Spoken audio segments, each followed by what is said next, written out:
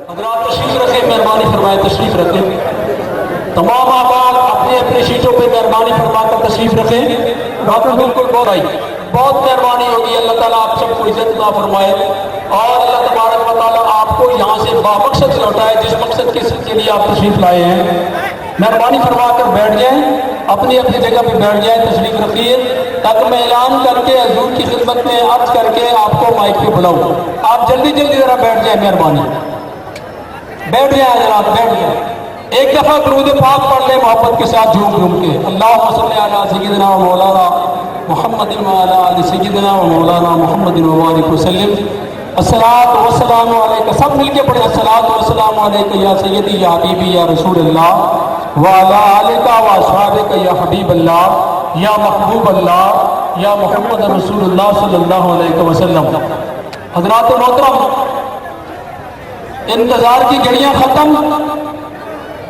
جانشین سلطان الفقر سرپرست اعلیٰ اصلاحی جماعت وعالم تنظیم العارفین امام الحق سیدی مرشدی حضرت سخی سلطان محمد علی صاحب آپ کے سامنے جلوہ افروز ہیں اور آپ اور ہم سب دیدار سے مشرف ہو رہے ہیں. آپ کے ساتھ شیخ الحدیث و تفسیر حضرت علامہ صاحبزادہ سلطان محمد معظم علی صاحب تشریف فرما ہیں. میں انتہائی ادب کے ساتھ جس ہستی کو دعوت دینے کی جسارت کر رہا ہوں اس سے پہلے آپ تمام کو گزارش کرتا ہوں کہ آپ بالکل آرام سے بیٹھ جائیں، تشریف رکھیں. مہربانی فرمائیں آرام سے تشریف رکھیں. حضرات محترم، جو بات میں نے عرض کی ہے اب اس کی وضاحت انشاءاللہ کلام ہم بزبان آپ سماعت فرمائیں گے، لیکن آپ کا آرام سے بیٹھنا ضروری ہے.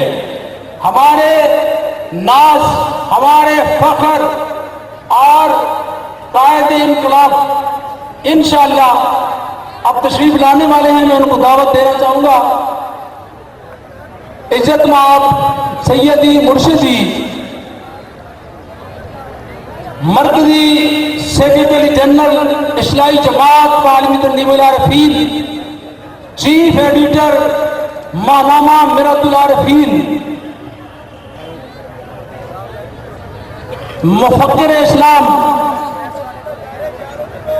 حضرت صاحبزادہ سلطان احمد علی صاحب مدظلکم الاقدس، ان کی خدمت میں ایک شعر عرض کرنا چاہوں گا.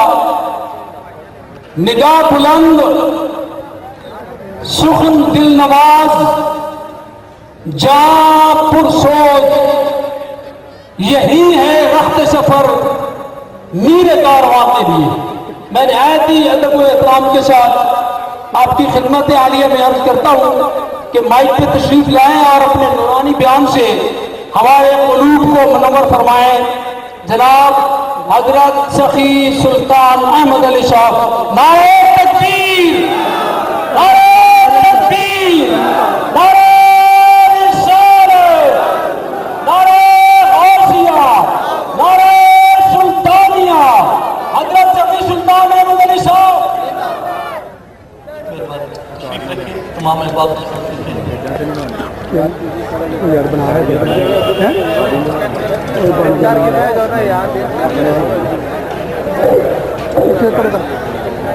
شیئر کرے کھا رہے ہیں. نحمدہ ونصلی علی رسولہ الکریم. اما بعد فاعوذ باللہ من الشیطان الرجیم. بسم اللہ الرحمن الرحیم. اللہ ولی الذین آمنوا یخرجہم من الظلمات الی النور. قال رسول اللہ صلی اللہ علیہ وسلم لکل شیء ثقالۃ وثقالۃ القلوب ذکر اللہ. صدق اللہ العظیم وصدق رسولہ النبی الکریم. ان اللہ وملائکتہ یصلون علی النبی یا ایھا الذین آمنوا صلو علیہ وسلموا تسلیما۔ تمام احباب کا آواز بلند درود شریف پڑھے آقا پاک کی ذات پہ۔ الصلاۃ والسلام علیک یا سیدی یا رسول اللہ، الصلاۃ والسلام علیک یا حبیب اللہ، الصلاۃ والسلام علیک یا محمد رسول اللہ صلی اللہ علیہ وسلم۔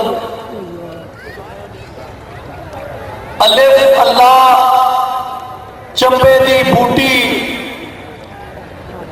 میرے من وچ مرشد لائی ہوں،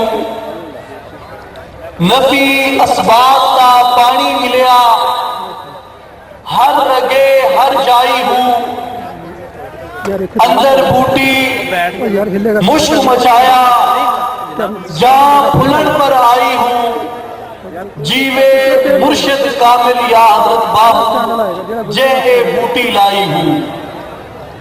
میرے نہایت جی واجب الاحترام، واجب الادب، واجب التعظیم جانشین سلطان الفقر،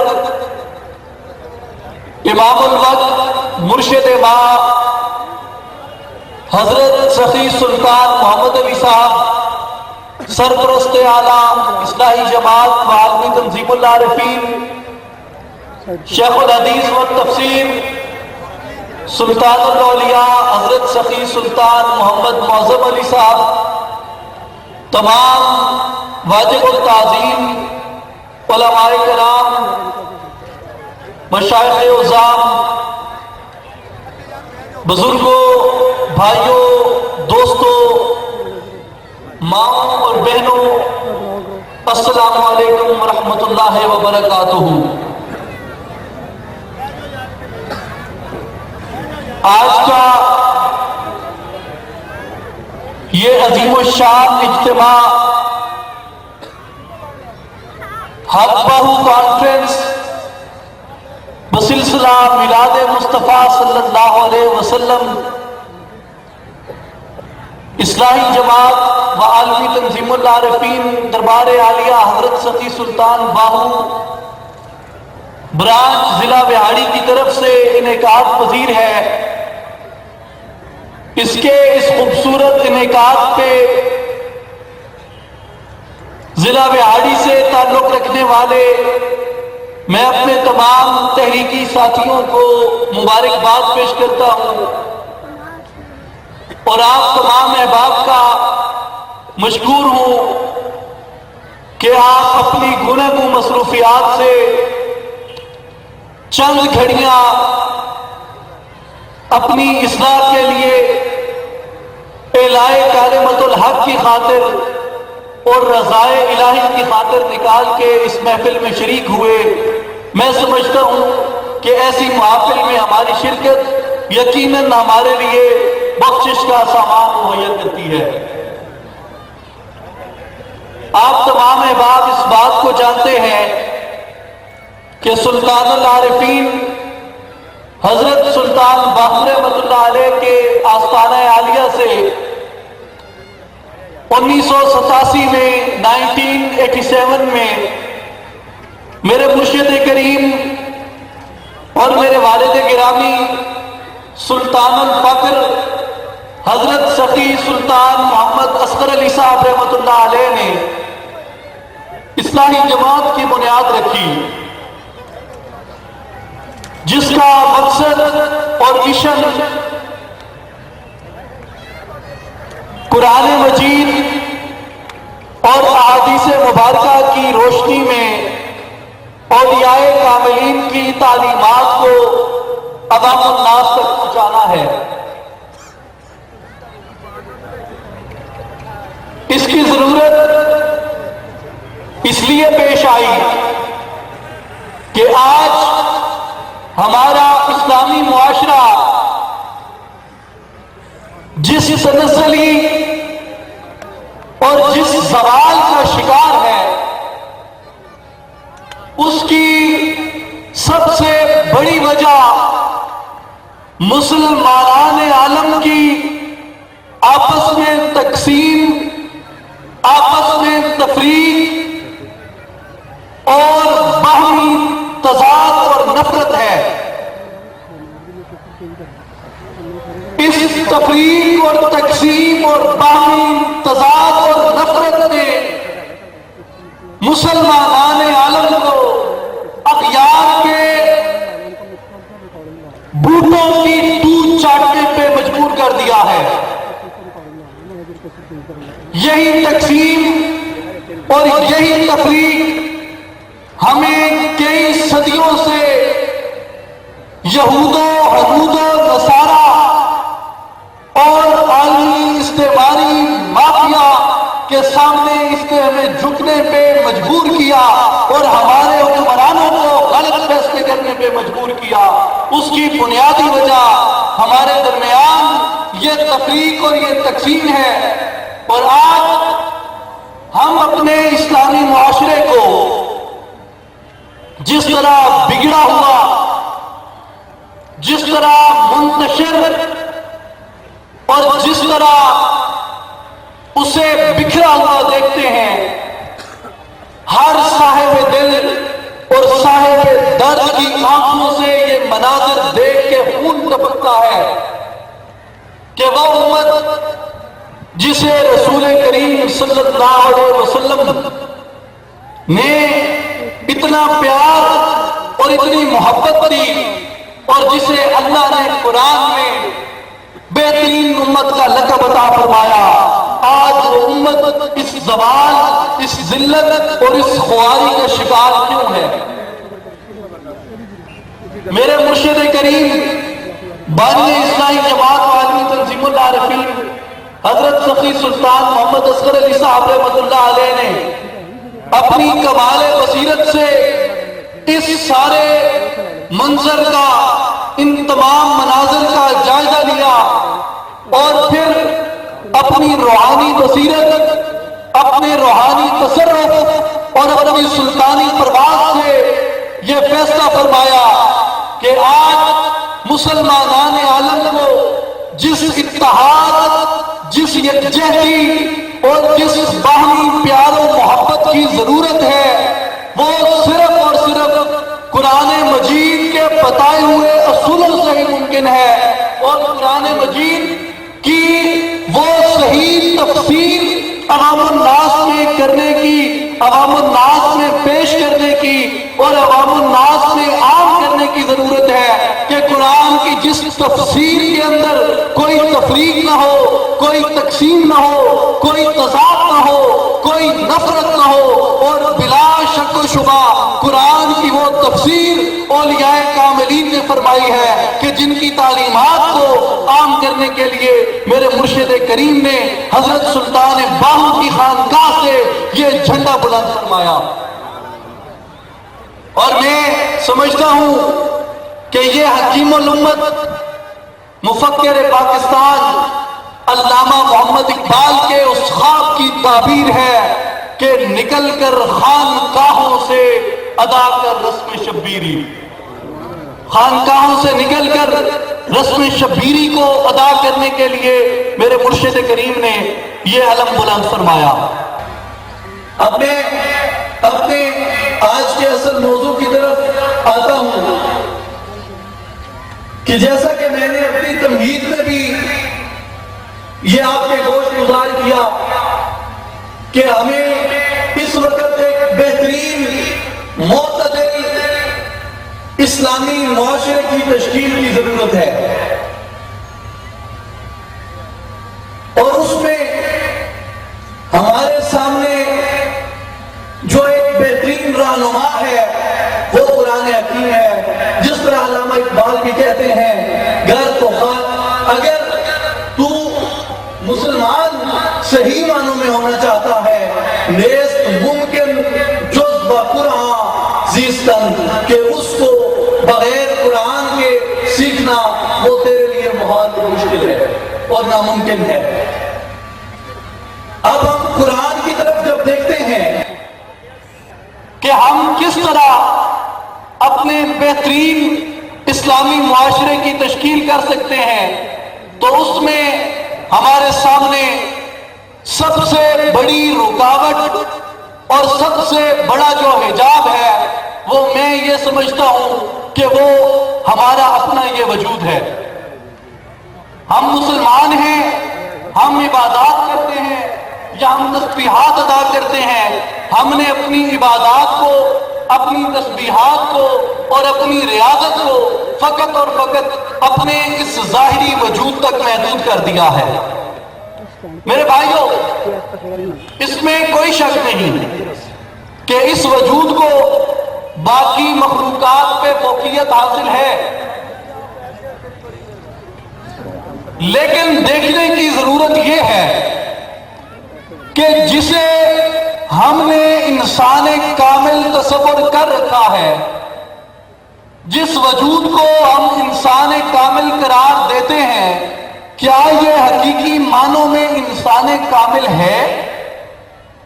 یہ سب سے پہلے ہمیں اپنے اس بنیادی نقطے کو واضح کرنا ہے کہ ہم ساری زندگی اسی وجود کی نشو و نما، اسی وجود کی تعلیم و تربیت اور اسی وجود کے بناؤ سنگار پہ گزار دیتے ہیں، جس وجود کی وقار کی خاطر، جس وجود کی عزت اور شہرت کی خاطر، جس وجود کی ہوس کو پورا کرنے کی خاطر ہم اپنی ساری زندگی گزارتے ہیں، ہم اپنی ساری زندگی بتاتے ہیں، کیا یہ انسان حقیقی ہے؟ یہ سب سے پہلا سوال ہے، اور میں اس سوال کا جواب آپ کو ایک مثال سے عرض کرنا چاہتا ہوں، اور اس مثال سے پہلے میں اپنا موقف بیان کر دوں کہ یہ وجود، یہ اربع عناصر کا مجموعہ، یہ آگ، ہوا، مٹی اور پانی کا بنا ہوا یہ مجسمہ، یہ انسان کامل نہیں ہے۔ یہ انسان کامل نہیں ہے۔ اس کی دلیل کیا ہے کہ یہ انسان کامل کیسے نہیں ہے؟ میں اس کی ایک مثال دیتا ہوں کہ فرض کر لیں اس معاشرے میں ایک انسان رہ رہا ہے جس کا نام ہے زید، اس شخص کا نام ہے زید، یہ ایک فرضی مثال ہے۔ جب تک زید کے جسم میں روح موجود ہے، اس وقت تک زید کی ہر نقل و حرکت وہ زید کی نقل و حرکت کہلائے گی۔ جیسے زید آ رہا ہے، زید جا رہا ہے، زید کھا رہا ہے، زید پی رہا ہے، زید غسل کر رہا ہے، زید لباس پہن رہا ہے، زید کے لیے دعا کریں، زید گڑھے میں اتر رہا ہے، بھائی گرد نہ اڑائیں، زید کے کپڑے میلے ہو جائیں گے، یہ سارا کچھ زید زید زید زید کی رٹ لگی ہوئی ہے جب تک زید کے جسم میں روح موجود ہے۔ اب آپ آئیں کہ حکم خداوندی سے زید کے جسم سے روح پرواز کر جاتی ہے، زید کے اس قبض عنصری سے روح نکل جاتی ہے۔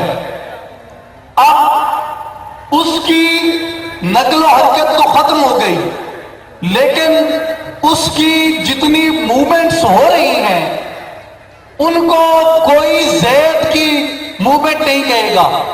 پہلے اس کے اندر باہر آتے جاتے کہتے تھے کہ زید آ رہا ہے، زید جا رہا ہے، آج اس کی روح نکل جانے کے بعد اسے کوئی زید نہیں کہہ رہا، بلکہ ہر کوئی یہ کہہ رہا ہے میت اندر جا رہی ہے، میت باہر آ رہی ہے۔ پہلے زید کو غسل دیتے تھے، آج میت کو غسل دے رہے ہیں۔ پہلے زید کپڑے پہنتا تھا، آج میت کو کفن پہنا رہے ہیں۔ پہلے زید کے لیے دعا کرتے تھے، آج کس کے لیے دعا کر رہے ہیں؟ جب آپ جنازے کی نیت کرتے ہیں کیسے نیت کرتے ہیں؟ ثنا اللہ تعالیٰ کے لیے، درود نبی اکرم محمد رسول اللہ صلی اللہ علیہ وسلم کے لیے، اور دعا واسطے حاضر اس زید کے۔ اہل بہاری میری بات تو نہیں سمجھے، دعا واسطے حاضر اس زید کی ہوگی۔ دعا کس کے لیے؟ دعا کس کے لیے؟ میت کے لیے۔ اب کسی سیانے نے، کسی ذی شعور نے، کسی دانا نے جا کے اس میت کے چہرے سے کپڑا ہٹایا، پردہ ہٹایا، کفن ہٹایا، اور اس نے یہ کہا کہ بھائی یہ دیکھو یہ آنکھیں زید کی ہیں، یہ خد و خال، یہ نین نکوش، یہ حسن و جمال، یہ چہرہ، یہ بناوٹ، یہ زید کا ہے۔ یہ 8 گھنٹے پہلے زید تھا، اب 8 گھنٹے بعد یہ میت کیسے بن گیا؟ اب اس سے آگے پہلے زید گڑھے میں اترتا تھا، آج کہتے ہیں کہ میت کو قبر میں اتارو۔ پہلے کہتے تھے بھائی دھیان کرو گرد نہ اڑاؤ، زید کے کپڑے میلے ہو جائیں گے۔ آج غور کن سے کہتے ہیں کہ بھائی دھیان کرنا کفن کے اوپر مٹی نہ گرے۔ آج وہ میت کیسے ہو گیا؟ اب اس کے بعد اس کا پھر ایک تیسرا دور شروع ہوتا ہے۔ وہ تیسرا دور اس کا یہ شروع ہوتا ہے کہ اسے قبر میں دفنا دینے کے بعد جب اس کے عزیز و اقارب وہاں سے چلے جاتے ہیں اور اس قبر کے اندر نکیرین داخل ہوتے ہیں، منکر اور نکیر حساب کتاب کے لیے داخل ہوتے ہیں۔ جب وہ حساب کتاب کے لیے، سوال و جواب کے لیے اس قبر میں داخل ہوتے ہیں، ان کے داخل ہوتے ہی سوال و جواب کے لیے، حساب کتاب کے لیے زید کے جسم میں روح پھر لوٹا دی جاتی ہے۔ اب اس کے عزیز و اقارب پھر گھر جا کے کیا بات کر رہے ہیں؟ کل زید کا ختم ہے، پھر زید کے کل ہے، پھر زید کا چہلم ہے، پھر زید کی برسی ہے، یہ زید کا کمرہ ہے، یہ زید کا بستر ہے، یہ زید کی بیوی ہے، یہ زید کے بچے ہیں۔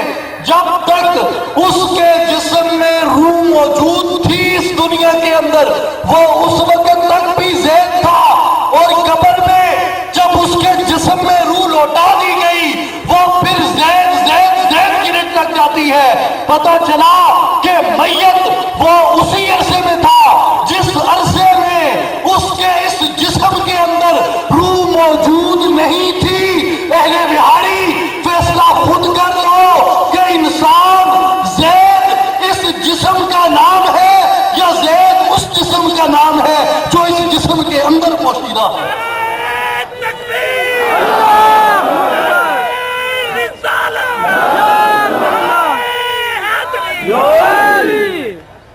زید اگر اس جسم کا نام ہے، انسان کامل اگر یہ جسم ہے، اور زید اگر اس جسم کا نام ہے، تو علماء کرام موجود ہیں۔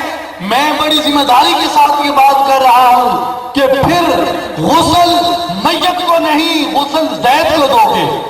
اگر اس جسم کا نام زید ہے تو پھر کفن میت کو نہیں، کفن زید کو پہناؤ گے۔ اگر یہ وجود، اگر اس اربع عناصر کے پنجرے کا نام زید ہے تو پھر دعا واسطے حاضر میت کے نہیں، دعا واسطے حاضر زید کے ہوگی۔ اگر یہ انسان کامل ہے، اگر اس وجود کا نام زید ہے تو پھر قبر میں میت کو نہیں، قبر میں زید کو دفناؤ گے۔ اس سے یہ ثابت ہوتا ہے کہ انسان کامل اور انسان حقیقی وہ یہ جسم نہیں ہے، بلکہ وہ اس کے اندر پوشیدہ ہے۔ یہ جسم اس جسم کے لباس کی حیثیت رکھتا ہے۔ اب اس میں ایک دوسری دلیل لیں کہ اگر فضیلت آگ، ہوا، مٹی اور پانی کے بنے ہوئے اس وجود کی ہوتی، اگر شرف آگ، ہوا، مٹی اور پانی سے بنے ہوئے اس جسم کا ہوتا، زید اگر اس جسم کا نام ہے، انسان کامل اگر یہ جسم ہے، اور زید اگر اس جسم کا نام ہے، تو علماء کرام موجود ہیں۔ میں بڑی ذمہ داری کے ساتھ یہ بات کر رہا ہوں کہ پھر غسل میت کو نہیں، غسل زید کو دو گے۔ اگر اس جسم کا نام زید ہے تو پھر کفن میت کو نہیں، کفن زید کو پہناؤ گے۔ اگر یہ وجود، اگر اس اربع عناصر کے پنجرے کا نام زید ہے تو پھر دعا واسطے حاضر میت کے نہیں، دعا واسطے حاضر زید کے ہوگی۔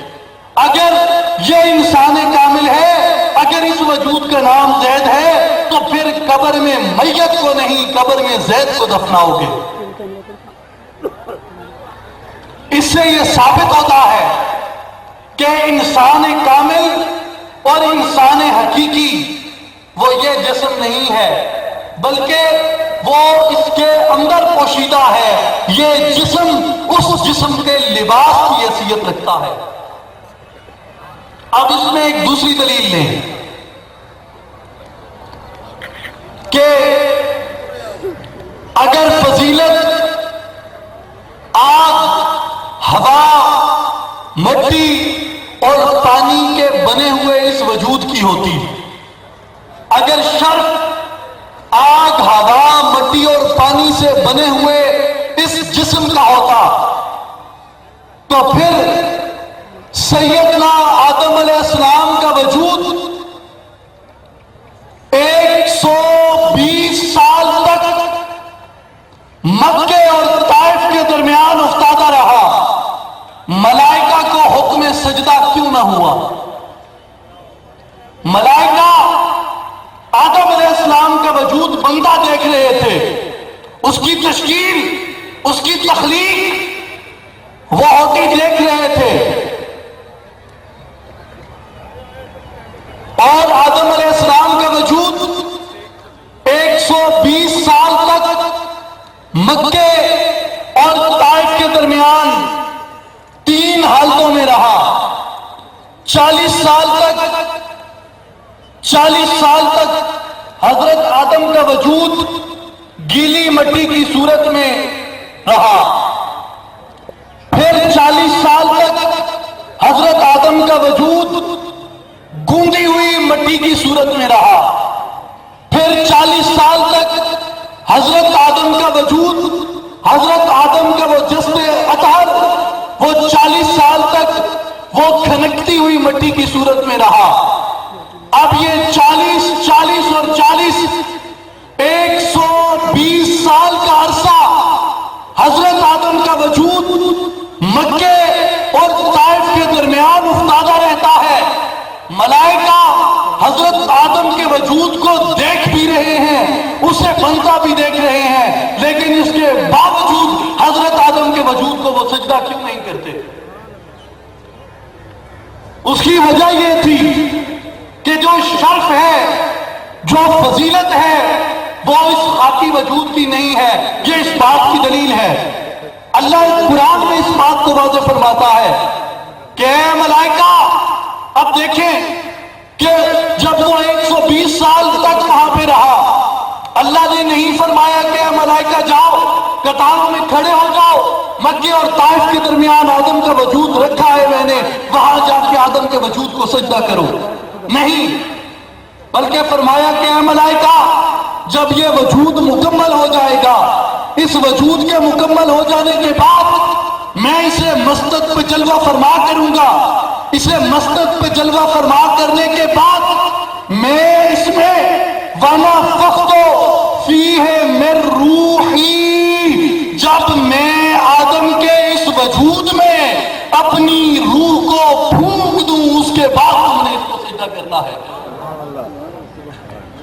اگر فضیلت مٹی کے وجود کی ہوتی، اگر فضیلت اس جسم کی ہوتی تو پھر 120 سال تک سجدہ فرض نہیں کیا ملائکہ پہ، لیکن وہ ایک لمحہ، وہ ایک گھڑی جس میں روح پھونک دی آدم کے وجود میں، روح پھونکے جانے کے بعد جس نے وجود آدم کو سجدے سے انکار کر دیا، اسے خدا نے مناصب اور عہدوں سے گرا دیا۔ اب یہ اس بات کو ثابت کرتا ہے کہ اللہ نے جو فضیلت عطا کی ہے وہ روح کو عطا کی ہے، اور جو انسان کامل ہے اور جو انسان حقیقی ہے وہ انسان کی روح ہے، انسان کا بدن نہیں ہے، جس کی وضاحت کرتے ہوئے مولانا روم رحمت اللہ علیہ فرماتے ہیں کہ گر نبود ذات حق اندر وجود، آب و گل را کہ ملک کر دی سجود۔ اگر حضرت آدم کے وجود میں اللہ کی ذات جلوہ گر نہ ہوتی، آب و گل را मलक कर दी सजूद, मट्टी और पानी को फरिश्ते कैसे सजदा करते।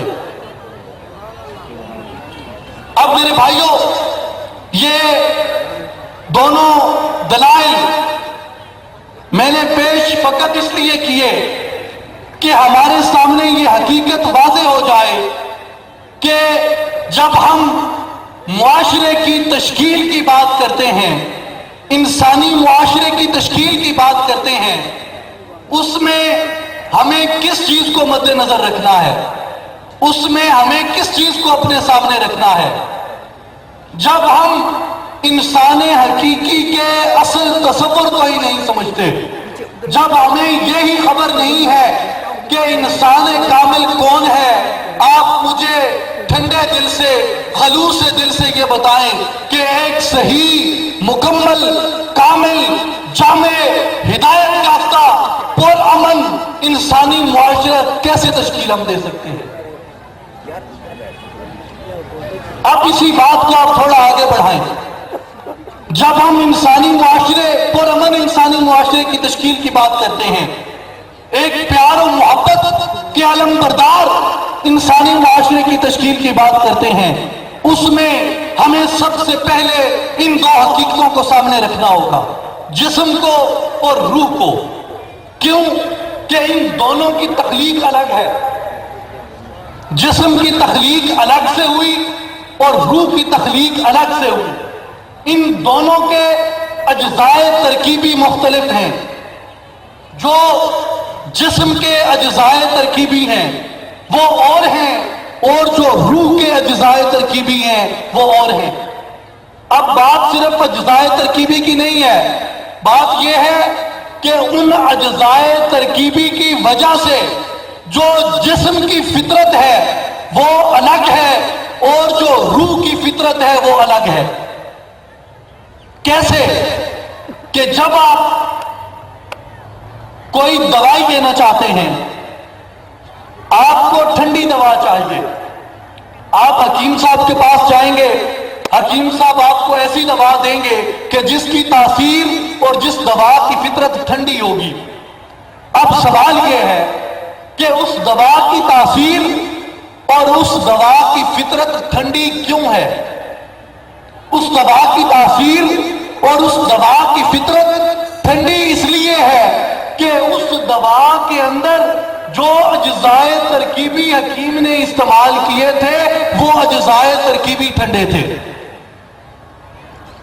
अब आप हकीम के पास गए कि जनाबे वाला हमें गर्म दवा चाहिए। अब हकीम जो दवा देगा उस दवा की तासीर और उस दवा की फितरत गर्म है। अब देखने की बात यह है कि उस दवा की तासीर और उस दवा की फितरत गर्म क्यों है। उस दवा की तासीर और उस दवा की फितरत गर्म इसलिए है कि हकीम साहब ने उस दवा के अंदर जो अज्जाए तरकीबी इस्तेमाल किए हैं वो अज्जाए तरकीबी गर्म हैं। मेरे बुजुर्गों और मेरे भाइयों, आप जरा गौर करें इस बात पे अब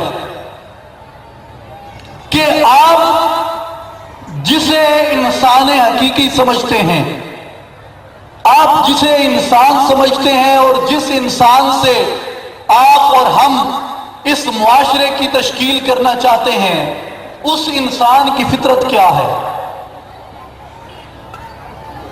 उस इंसान की फितरत क्या है। जब हम उस इंसान, यानी इस बदन की मैं बात कर रहा हूं, इस जिस्म की, इस इंसान की बात कर रहा हूं। अब इस इंसान की फितरत को अगर हमने देखना है तो हम पहले देखेंगे कि इस इंसान के अज्जाए तरकीबी क्या हैं। हम देखेंगे कि इस इंसान के अज्जाए तरकीबी क्या हैं।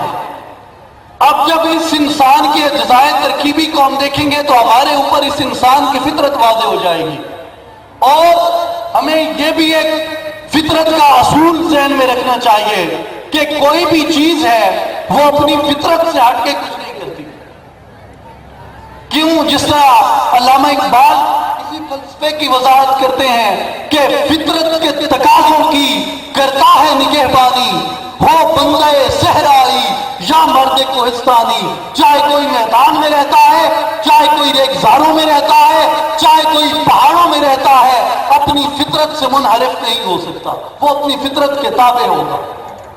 اب اس انسان کی فطرت کو دیکھیں کہ اس انسان کی فطرت کیا ہے۔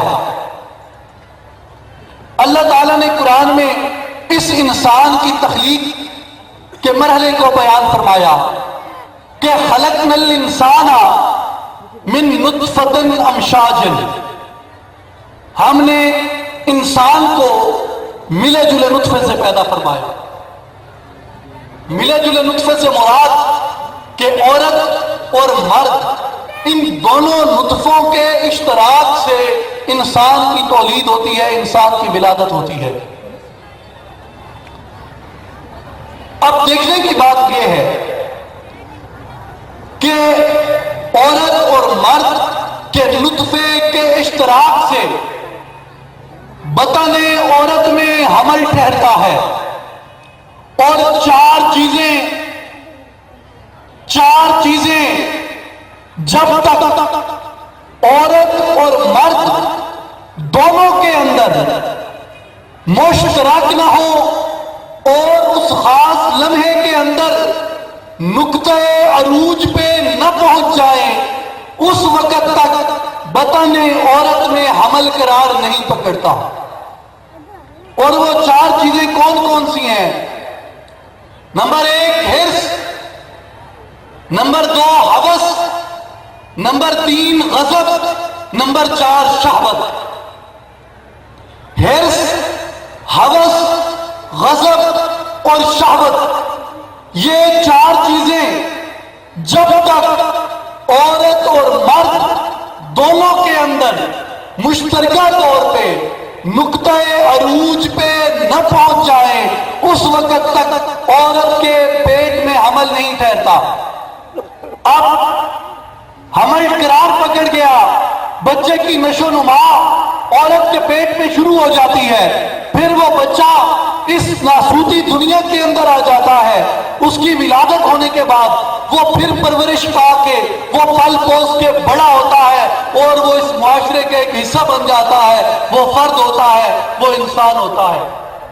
اب اس انسان کی فطرت کا تجزیہ جب آپ کریں گے، اس کی فطرت کے تجزیے کے لیے، اس کی فطرت کے اندازے کے لیے آپ کو اس کے اجزاء ترکیبی کی طرف دیکھنا ہوگا۔ جب آپ اس کے اجزاء ترکیبی کی طرف دیکھیں گے تو اس کے اجزاء ترکیبی کے اندر حرص ہے، اس کے اجزاء ترکیبی میں ہوس ہے، اس کے اجزاء ترکیبی میں غضب ہے، اس کے اجزاء ترکیبی میں شہوت ہے۔ میرے مسلمان بھائیوں اور بہنوں، جب انسان کی فطرت کے اندر حرص، ہوس، غضب اور شہوت شامل ہے، آپ مجھے بتائیں کہ آپ اس سے کس بھلائی کی اور کس خیر کی توقع کریں گے؟ اور پھر میں ایک اور آپ کو بتا دوں کہ دنیا کے جتنے گناہ ہیں، دنیا کے جتنے بھی گناہ ہیں، دنیا کے جتنے بھی گناہ ہیں، وہ تمام کے تمام گناہ ان چار گناہوں سے جنم لیتے ہیں۔ یا وہ گناہ حرص کے نتیجے میں ہوں گے، یا وہ گناہ ہوس کے نتیجے میں ہوں گے، یا وہ گناہ غضب کے نتیجے میں ہوں گے، یا وہ گناہ شہوت کے نتیجے میں ہوں گے۔ کیسے؟ کہ جنسی افعال بد، تمام جنسی بد کرداریاں، تمام جنسی گناہ، مثلا زنا کاری، بری نظر، بری سوچ، برا خیال، آبرو ریزی، عصمت دری، عزت کی پامالی، منشیات کا استعمال، شراب نوشی، یہ سب کا سب یہ شہوت کے نتیجے میں ہے، یہ شہوت سے جنم لیتا ہے۔ قتل، غصہ، ظلم، جبر، تعصب، بے رحمی، پتھر دلی، سنگ دلی، یہ سب کا سب یہ غضب کے نتیجے میں جنم لیتا ہے۔ पैसे की हवस, दौलत, हुकूमत, शोहरत, ये सब का सब ये हवस से जन्म लेता है। मसलन ताज, राज, तख्त, सिंहासन, हुकूमत, इक्तिदार, ये सब का सब हवस के नतीजे में है। अपने मफाद की खातिर दूसरे के मफाद को कुचलना, अपने मफाद की खातिर दूसरों के हकूक को तलब करना, ये सब का सब ये हिर्स के नतीजे में है। अब आप मुझे बताएं कि कौन सा गुनाह ऐसा बच गया है जिसने इन चार चीजों से जन्म नहीं लिया। अब इंसान की जो पैदाइश हो रही है, इंसान की जो विलादत है, वो इन चार चीजों के इश्तराक से हो रही है। अब उस इंसान की फितरत या तो हवस पे जाएगी, या हिर्स पे जाएगी, या गज़ब पे जाएगी, या शहवत पे जाएगी, या इन चारों पे जाएगी। अब दुनिया का कोई फलसफी, दुनिया का कोई आलिम, दुनिया का कोई मुफक्किर वो मुझे इस बात को साबित करके दे कि जिसकी फितरत में हिर्स, हवस, गज़ब, शहवत शामिल है, वो उस इंसान को माशरे का बेहतरीन इंसान कैसे करार दे सकता है। और उसने अपनी उस फितरत को अपने जिस्म के ऊपर, अपने ख्यालात के ऊपर, अपने तसव्वुरात के ऊपर, अपने तफक्कुरात के ऊपर, अपने मकासद के असूल के ऊपर उसने गालिब कर रखा है इनको। वो इस माशरे में एक बेहतरीन फर्द का किरदार कैसे अदा कर सकता है जब वो बेहतरीन फर्द ही माशरे में मौजूद नहीं है। माशरा बेहतरीन कैसे होगा, माशरे की बेहतरीन तश्कील कैसे होगी। इसके लिए फकत इसी नुक्ते को आश्कारा करने के लिए और इसे वाज़ेह करने के लिए सुल्तानुल आरिफीन हजरत सुल्तान बाहू रहमतुल्लाह अलैह के आस्थाना आलिया से ये जमात वो परचम उठा के निकली है कि आज ये दुनिया, ये इंसान, ये अशरफुल मखलूकात जिस जिल्लत और रुसवाई का शिकार हो गया है, उसकी वजह फकत और फकत ये है कि इसने अपना महवर और मरकज और इसने अपना सब कुछ उसने फकत इसी वजूद को समझ लिया है, जो वजूद उन अरबा अनासर की वजह से, जो वजूद अपनी अज्जाए तरकीबी की वजह से वो इस्लाह याफ्ता नहीं हो सकता। अब इसकी इस्लाह कैसे मुमकिन है? इसकी इस्लाह अब हम देखेंगे ज़ैद की तरफ। ये तो थी सारी मैयत की कहानी, जिसे मैंने अपनी पहले मिसाल में बताया कि एक ज़ैद है और एक मैयत है। ये सारी अज्जाए तरकीबी के मैयत की हैं, ये ज़ैद की अज्जाए तरकीबी नहीं है। जो ज़ैद है वो मैयत से मुख्तलिफ है। और मैं अपनी अगली बात करने से पहले इस बात को फिर मजीद वाज़ेह कर दूं कि अल्लाह के हुजूर जो फजीलत है और जो शर्फ है और जिस वजह से इंसान को अशरफुल मखलूकात होने का एजाज नसीब हुआ है, वो इस बदन की वजह से नसीब नहीं हुआ, वो रूह की वजह से नसीब हुआ। कैसे? उस पर एक मिसाल लें कि एक बच्चा पैदा होता है, वो अपनी पैदाइश के बाद सिर्फ चंद सांसें लेता है, सिर्फ चंद सांसें लेता है। कुछ लम्हात के लिए उसके वजूद में रूह आती है और चंद लम्हात के बाद उसके जिस्म से रूह परवाज कर जाती है। उस बच्चे का जनाजा और उसकी रसूमात को कुरान और सुन्नत के मुताबिक अदा करना ये फर्ज किफाया है। उलमाए किराम मौजूद है, ये फर्ज किफाया है, भले उसने चंद सांसें ही ली। अब इसके बरअक्स एक बच्चा इस हालत में पैदा हुआ कि उसके बदन में रूह नहीं थी, वो मुर्दा था। उसने पैदाइश کہ وقت ایک سانس بھی نہیں لیا اور اس کی پیدائش بھی مردہ حالت میں ہوئی، اس کے اوپر کوئی فرض نہیں ہوتا سوائے تدفین، اس کی کوئی رسم نہیں ہے۔ کیوں؟ جس کے وجود میں ایک لمحے کے لیے بھی روح داخل ہو گئی، اس کے وجود کی فضیلت مقرر کر دی گئی، اور جس کے وجود میں روح داخل نہیں ہوئی اس کے جسم کی فضیلت نہیں ہے۔ اس لیے ثابت یہ ہوتا ہے کہ جو فضیلت ہے وہ روح کی ہے۔ روح داخل ہو گئی تو اس جسم کو بھی فضیلت مل گئی، روح داخل نہیں ہوئی تو اس جسم کی بھی فضیلت فوت ہو جاتی ہے۔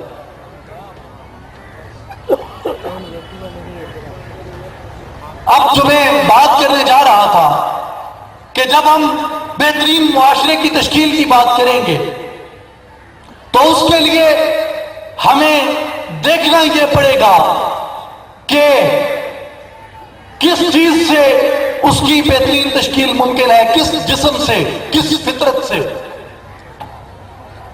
اب ہم اس جسم کی بجائے روح کی طرف دیکھیں گے جو انسان حقیقی ہے، کہ روح کی تخلیق کیسے ہوئی، روح کی تولید اور روح کی تخلیق کیسے ہوئی۔ یہی سوال رسول کریم صلی اللہ علیہ وسلم کی بارگاہ میں کیا گیا۔ صلی اللہ علیہ وسلم روح کیا ہے؟ آپ کے جواب سے قبل جبریل امین وحی لے کے آ جاتے ہیں، قل الروح من امر ربی۔ اے محبوب صلی اللہ علیہ وسلم، آپ ارشاد فرما دیں کہ روح میرے رب کے امر سے ہے، روح میرے رب کے امر سے ہے۔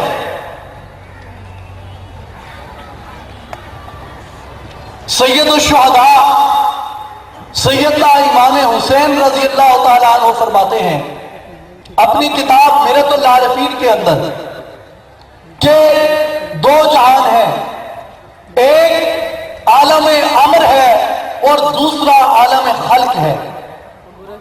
آیت دینا کہ قل الروح من امر ربی، کہ روح میرے رب کے امر سے ہے۔ آپ اس آیت کریمہ کی وضاحت سے فرماتے ہیں کہ دو عالم ہیں، دو جہان ہیں، ایک عالم امر ہے اور دوسرا عالم خلق ہے۔ عالم امر کیا ہے اور عالم خلق کیا ہے؟ عالم امر وہ عالم ہے جو کن سے پہلے کا ہے، اور عالم خلق وہ عالم ہے جو کن کے بعد ہے۔